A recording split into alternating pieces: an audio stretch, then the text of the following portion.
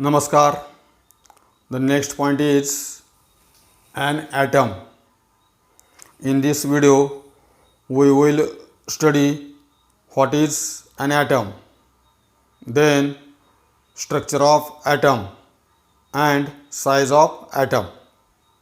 आपला पुढचा पॉइंट आहे अणू.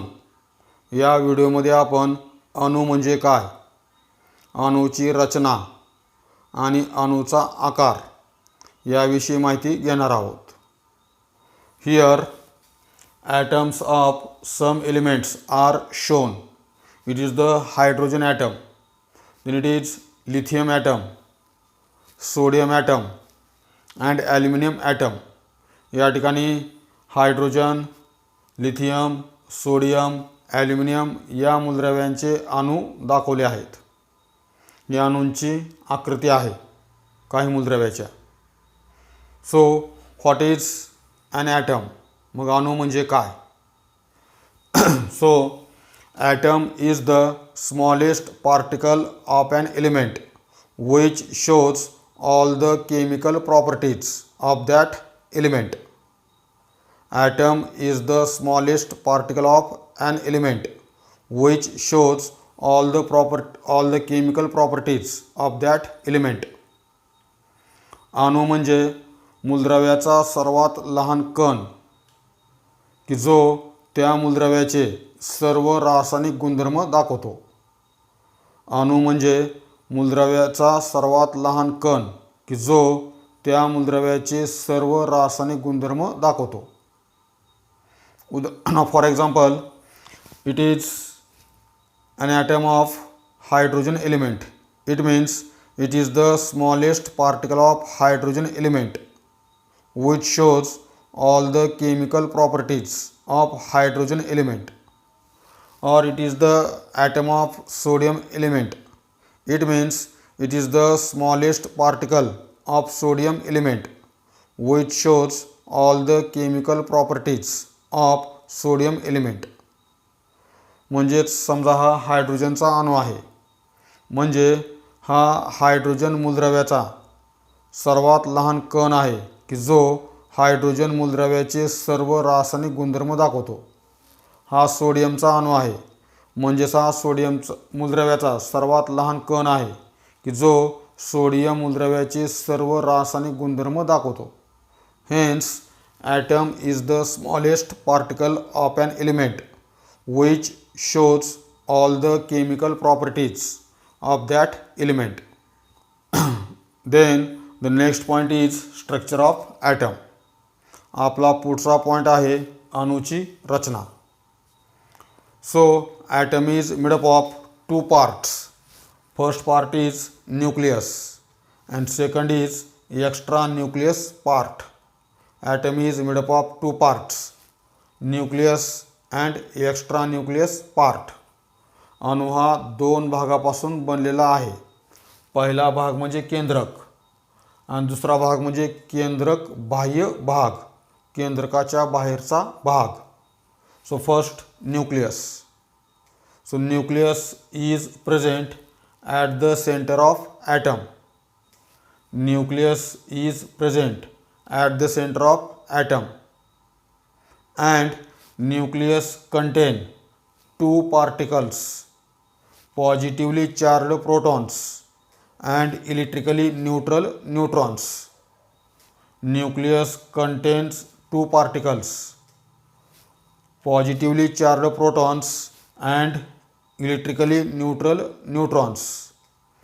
केंद्रक हा अणूच्या केंद्रक स्थानी अणूच्या मध्यभागी असतो आणि केंद्रकात दोन कण असतात, ते म्हणजे धनप्रभारित प्रोटॉन आणि विद्युतदृष्ट्या उदासीन न्यूट्रॉन. तर प्रोटॉन आणि न्यूट्रॉन हे अणुकेंद्रकात असणारे कण आहेत. Then second part is extra nucleus part.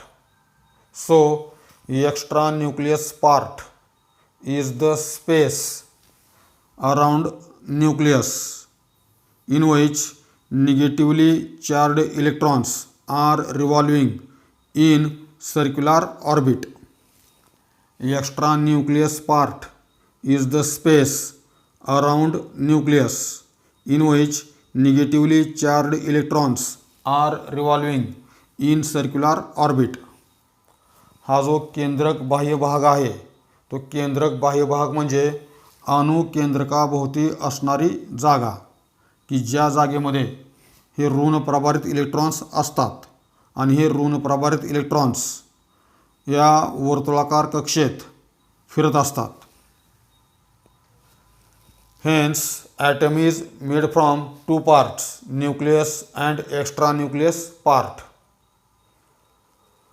Then, in the atom, there are three particles: protons, neutrons, and electrons. Protons are positively charged particles. Neutrons are electrically neutral particles, and electrons are negatively charged particles. Protons and neutrons are present in the nucleus, while electrons are revolve around the nucleus in circular orbit. Proton आणि neutron हे केंद्रकात असतात तर electrons हे केंद्रकाभोवती वर्तुळाकार कक्षेत फिरत असतात. Hence, atoms of all the elements are made from three particles: protons, neutrons, and electrons. But there is one exception, that is hydrogen element, because the atom of hydrogen element is made up of only two particles, protons and electrons.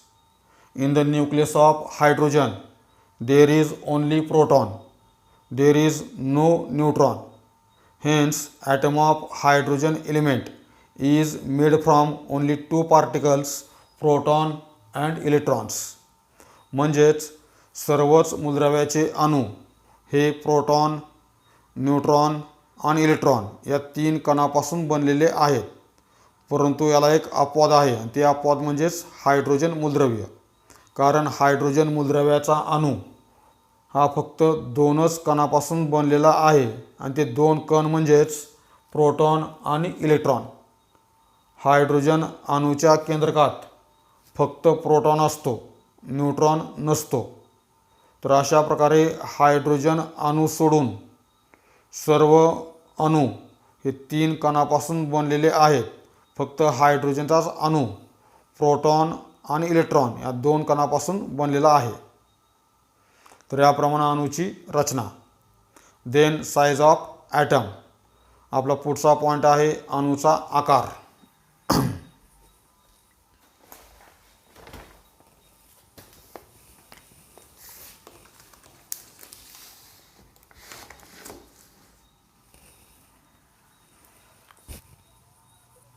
Size of atom, अणूचा आकार.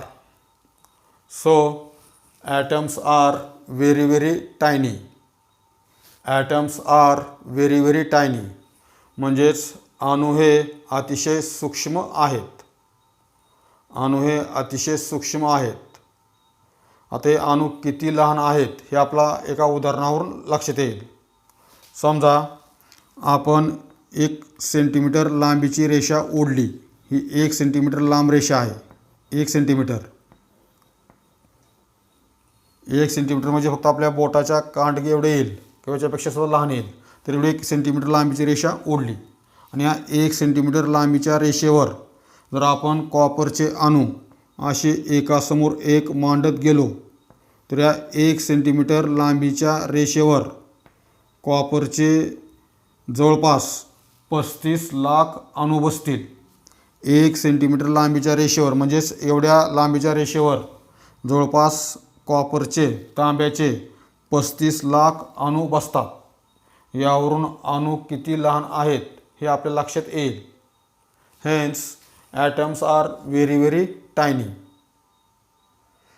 Now modern instruments like electron microscope or field ion microscope or scanning tunneling microscope have the capacity to show enlarged images of atoms.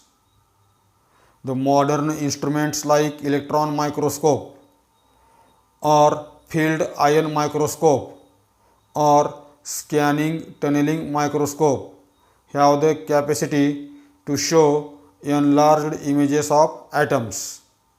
अणू हे अतिशय लहान आहेत, ते आपल्याला नुसत्या डोळ्यांनी दिसत नाहीत किंवा पाहता येत नाहीत, परंतु जे काय आधुनिक साधनं आहेत, उदाहरणार्थ इलेक्ट्रॉन मायक्रोस्कोप असेल किंवा फील्ड आयन मायक्रोस्कोप असेल किंवा स्कॅनिंग टनेलिंग मायक्रोस्कोप असेल, तर या आधुनिक साधनामध्ये अणूची प्रतिमा मोठी करून दाखवण्याची क्षमता असते. म्हणजे या साधनांच्या सहाय्यानं आपण अणूची प्रतिमा मोठी करून पाहू शकतो, हा त्याचा अर्थ. Hence atoms are very very tiny particles. तर अणू हे अतिशय सूक्ष्म कण आहेत. Then next point, the size of atom is determined by its radius. The size of atom is determined by its radius. म्हणजेच अणूचा आकार हा अणूच्या त्रिज्येवरून ठरविला जातो. अणूचा आकार हा अणूच्या त्रिज्येवरून निश्चित केला जातो. आता अणूची त्रिज्या म्हणजे काय? What is mean by atomic radius? So the radius of an isolated atom is the distance between nucleus of atom and its outermost orbit. The radius of an isolated atom is the distance between nucleus of atom and its outermost orbit. स्वतंत्र अणूची त्रिज्या, isolated म्हणजे स्वतंत्र, तर स्वतंत्र अणूची त्रिज्या म्हणजे अणूचा केंद्रक आणि अणूची बाह्यतम कक्षा यामधील अंतर. स्वतंत्र अणूची त्रिज्या, एका अणूची त्रिज्या म्हणजे त्या अणूचा केंद्रक आणि त्या अणूचे बाह्यतम कक्षा यामधलं अंतर म्हणजेच अणूची त्रिज्या. Now for example, radius of hydrogen atom is the distance between nucleus of hydrogen atom and its outermost orbit. Hydrogen अणूची त्रिज्या म्हणजेच हायड्रोजन अणूचा केंद्रक आणि त्याची बाह्यतम कक्षा. हायड्रोजन अणूमध्ये एकच कक्षा आहे आणि ती एक कक्षा म्हणजेच बाह्यतम कक्षा. तर अणू केंद्रक आणि बाह्यतम कक्षा यामधलं अंतर म्हणजेच हायड्रोजन अणूची त्रिज्या. The radius of lithium atom is the distance between nucleus of lithium atom and its outermost orbit. Similarly, radius of sodium atom is the distance between nucleus of sodium atom and its outermost orbit. Similarly, the radius of aluminum atom is the distance between aluminum atom and its outermost orbit. Hence, the radius of an isolated atom is the distance between nucleus of atom and its outermost orbit. Then, unit of atomic radius, अणूची त्रिज्या कशामध्ये मोजतात? So atomic radius is measured in nanometre. Atomic radius is measured in nanometre. अणूची त्रिज्या ही nanometre या एककामध्ये मोजतात. 1 metre is equal to 10⁹ nanometre. 1 meter is equal to 10⁹ nanometer. Hence, nanometer is the smallest unit of measuring length. Nanometer is the smallest unit of measuring the length. अणू हा अतिशय सूक्ष्म आहे आणि त्यामुळं अणूची त्रिज्या मोजण्यासाठी जे एकक वापरतात ते आहे नॅनोमीटर. नॅनोमीटर हे लांबी मोजण्याचं सर्वात लहान एकक आहे. लांबी मोजण्याचं सर्वात लहान एकक म्हणजेच नॅनोमीटर. 1 मीटर बरोबर 10⁹ नॅनोमीटर. तर याप्रमाणे नॅनोमीटर हे सर्वात लहान एकक आहे लांबी मोजण्याचं आणि ते एककामध्ये अणूची त्रिज्या मोजतात. For example, the radius of hydrogen atom is 0.10 nanometre. Hydrogen अणूची त्रिज्या 0.10 nanometre. while atomic radius of lithium atom is 0.15 nanometre. Lithium अणूची त्रिज्या 0.15 nanometre. while atomic radius of sodium is 0.19 nanometre. hence radius of atom is measured in nanometre. अशा प्रकारे अणूची त्रिज्या nanometre या एककामध्ये मोजतात. Then next point, the size of an atom depends on the number of electron orbits present in it.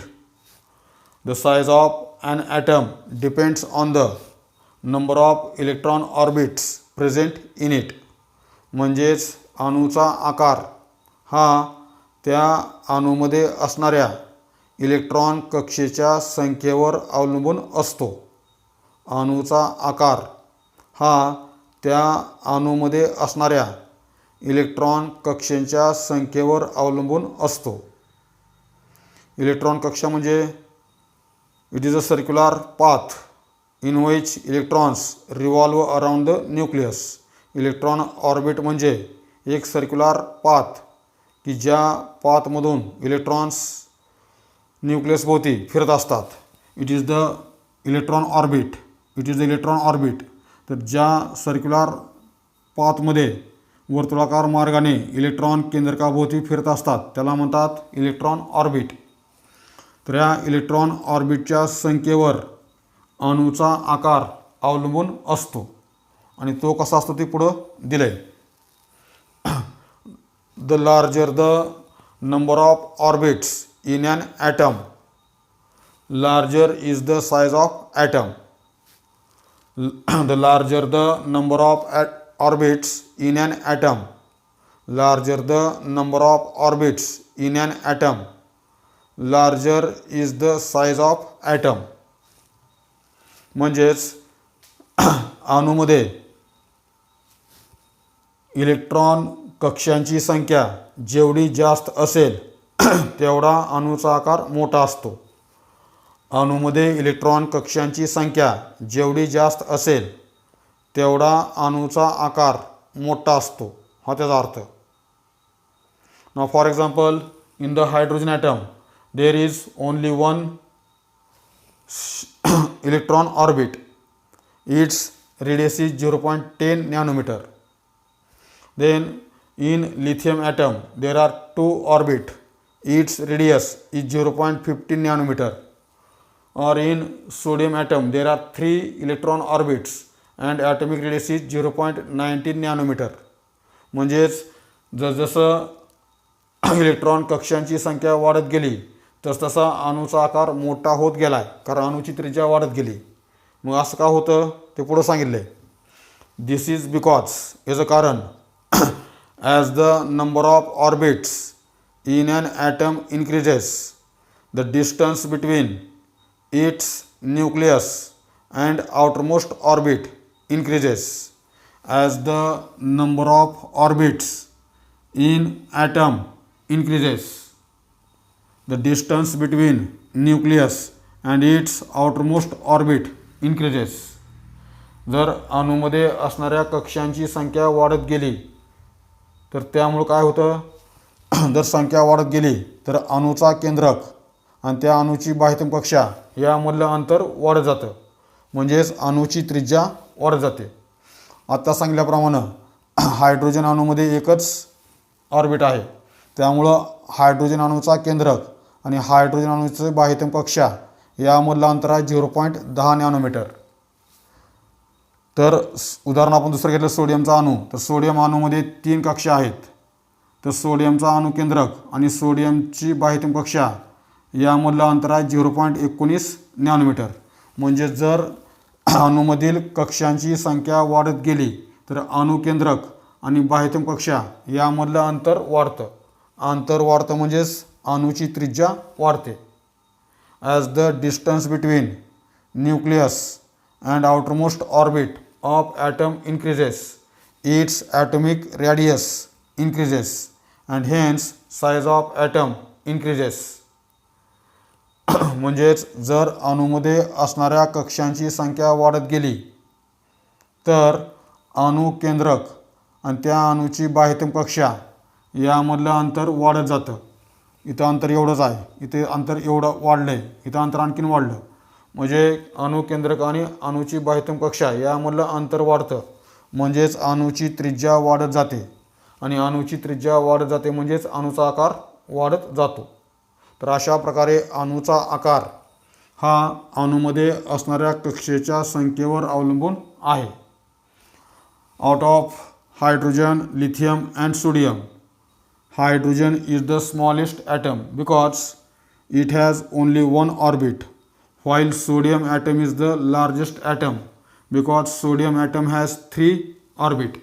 आपण जर hydrogen, lithium, sodium या 3 उदाहरणं बघितली तर या 3 उदाहरणामध्ये सर्वात लहान अणू आहे हायड्रोजनचा, कारण हायड्रोजनमध्ये एकच कक्षा आहे. तर सर्वात मोठा अणू आहे सोडियमचा, कारण सोडियममध्ये 3 ऑर्बिट आहेत. Then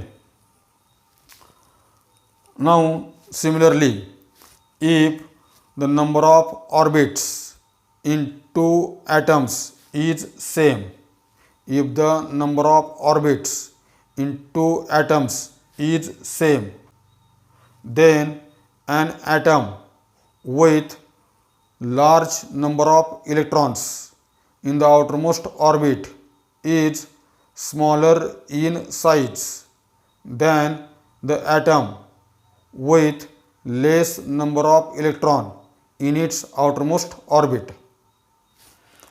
Similarly, if the number of orbits in two atom is same, then the atom with large number of electrons in the outermost orbit is smaller in size than the atom with less number of electrons in its outermost orbit.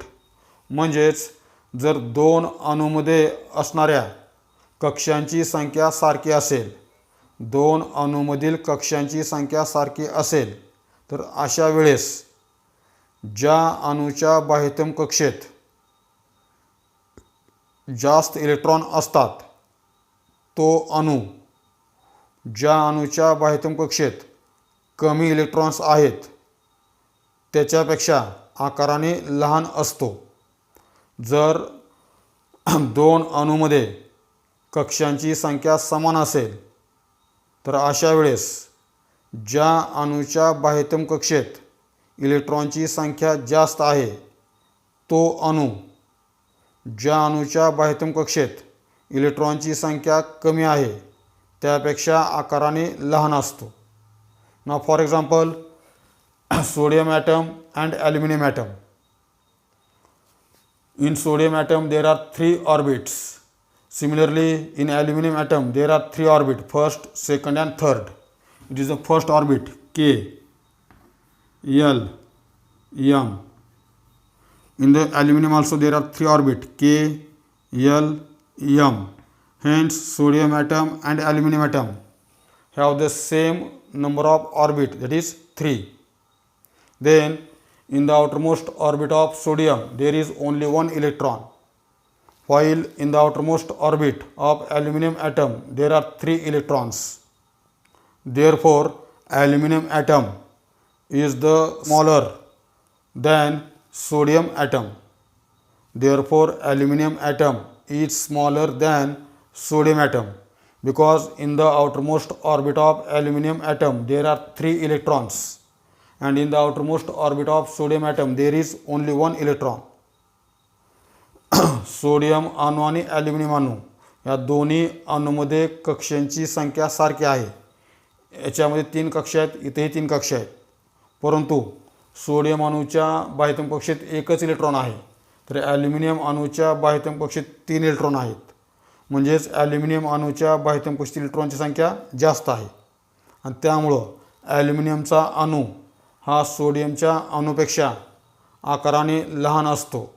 The atomic radius of aluminium is 0.0 14 nanometer. The atomic radius of aluminum is 0.14 nanometer, while atomic radius of sodium is 0.19 nanometer. Hence, aluminum is smaller than the sodium atom, even if both the atoms have same number of shell or orbit. जरी दोन्ही अणूमध्ये कक्षांची संख्या सारखी असली तरी ॲल्युमिनियमचा अणू हा सोडियमच्या अणूपेक्षा आकाराने लहान आहे, कारण ॲल्युमिनियमच्या अणूच्या बाह्यतम कक्षेत असणारी इलेक्ट्रॉन संख्या 3 आहे, तर सोडियम अणूच्या बाह्यतम कक्षेत एकच इलेक्ट्रॉन आहे. Hence, if the number of orbit in two atom is same, then an atom with more electrons in outermost orbit is smaller in size than an atom with less electron in its outermost orbit. त्याला कारण काय आहे? This is because, याचं कारण this is because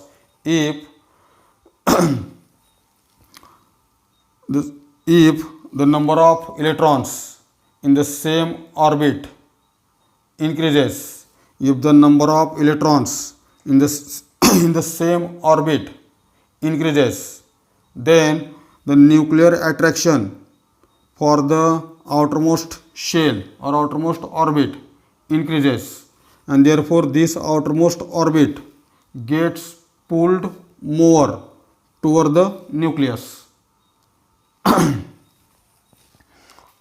जर अणूच्या बाह्यतम कक्षेत इलेक्ट्रॉनची संख्या जास्त असेल तर त्या अणूचा आकार लहान असतो. याचं कारण आपण पाहतोय. याचं कारण काय आहे?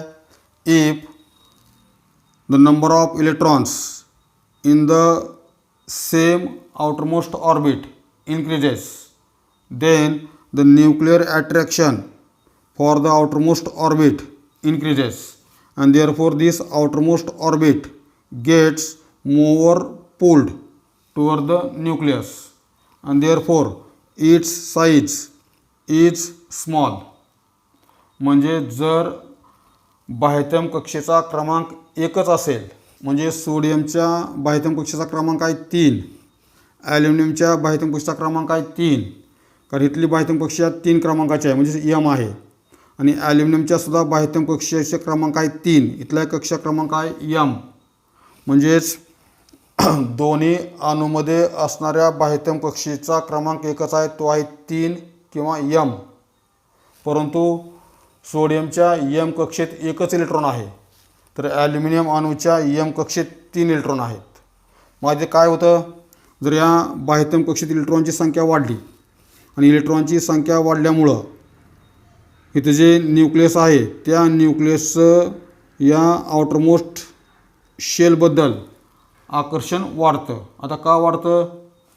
तर याचं कारण in the nucleus there are positively charge protons and in the shell in the orbit there are negatively charge electrons, and we know that in the opposite charges there is force of attraction.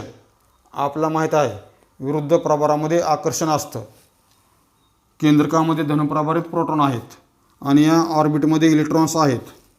जर इथं इलेक्ट्रॉनची संख्या वाढली तर याचा अर्थ या ठिकाणी निगेटिव्ह प्रभार वाढला, आणि इथं निगेटिव्ह प्रभार वाढल्यामुळं याच्याबद्दल या केंद्रकाचं आकर्षण वाढतं, कारण केंद्रकामध्ये धनप्रभार आहेत. तर इथले धनप्रभारित प्रोटॉन आणि इथले ऋणप्रभारित इलेक्ट्रॉन यांच्यामुळे आकर्षण वाढतं, आणि त्यामुळे ही बाह्यतम कक्षा केंद्रकाकडे अधिक खेचली जाते. ही कक्षा मध्ये येते आणि त्यामुळं केंद्रक आणि बाह्यतम कक्षा यामधलं अंतर कमी होतं. या ॲल्युमिनियमचं अणुकेंद्रक आणि बाह्यतम कक्षा यामधलं अंतर आहे 0.14 नॅनोमीटर, तर सोडियमचं अणुकेंद्रक आणि सोडियमची बाह्यतम कक्षा यामधलं अंतर आहे 0.19 नॅनोमीटर. कारण इथे इलेक्ट्रॉनची संख्या जास्त असल्यामुळं या केंद्रकाचं बाह्यतम कक्षेबद्दल असणारं आकर्षण जास्त आहे, आणि त्यामुळं ही कक्षा केंद्रकाकडे खेचली जाते, आणि त्यावेळी अंतर कमी होतं, आणि अंतर कमी झाल्यामुळं त्या अणूचा आकार लहान होतो. इथे इलेक्ट्रॉन एकच आहे, म्हणजे इथं एकच ऋण प्रभार आहे, त्यामुळे ह्या केंद्रकाचं या कक्षेबद्दल असणारं आकर्षण कमी आहे. कारण इथं इलेक्ट्रॉन एकच आहे, मात्र इथे इलेक्ट्रॉन 3 असल्यामुळं इथं आकर्षण जास्त आहे, आणि त्यामुळे ही कक्षा केंद्रकाकडे जास्त खेचली जाते, त्यामुळे ह्या ॲल्युमिनियमचा आकार कमी आहे. तर ज्या अणूच्या बाह्यतम कक्षेत इलेक्ट्रॉनची संख्या कमी आहे तो अणू आकाराने मोठा असतो. Hence here we have seen 3 points: atom, structure of atom and size of atom. Now in the next video we will study mass of atom. पुढच्या व्हिडिओमध्ये आपण अणूचे वस्तुमान याविषयी माहिती घेणार आहोत. धन्यवाद.